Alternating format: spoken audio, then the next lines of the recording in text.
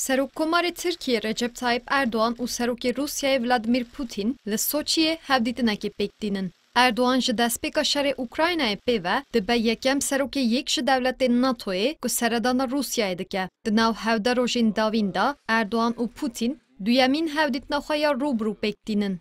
Vêneya Putin, Reîsî û Erdoğan ji lûtkeya Tehranê tûşî rexneyên beşek biçûk ya nûnerên dewletên Rojavayî hatibû. Lêbelê li gorî şarezayan, Rojava ji pêwendiyên Tirkiye û Rusyayê aciz nîne. Heta dixwaze ew pêwendî berdevam bin da ku deriyek vekirî bovan jî bi Rusyayê re bimîne.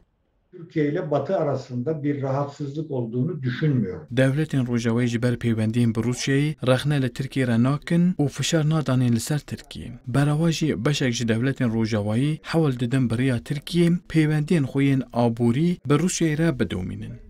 Tirkiye ev demek dirêje dixwaze operasyonekê li ser deverên ku hebûna serbaziya Rusyayê di tê de li Sûriyê birêve bibe. Li gorî şarezayan li ser ev babetê Rusya dê dîsa rêya diyaloga bi Şamê re nîşanî Enqerê bide. Türkiye Rusya her duji navî şerê dane. Çawa navî şerê dane.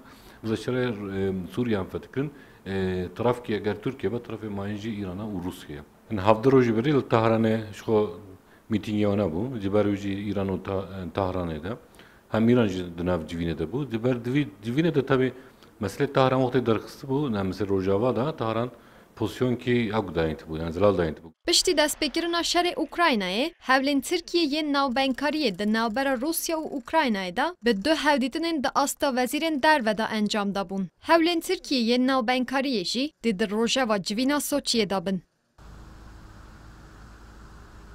Rusya nezî 15 milyar dolara bo peymana santrala nukleeriya bi navê Akkuyu ji Tirkiye re dişîne.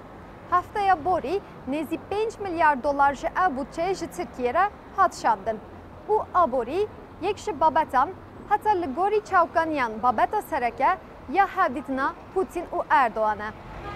Nalîn Dirî, Kurdistan 24, Enqere.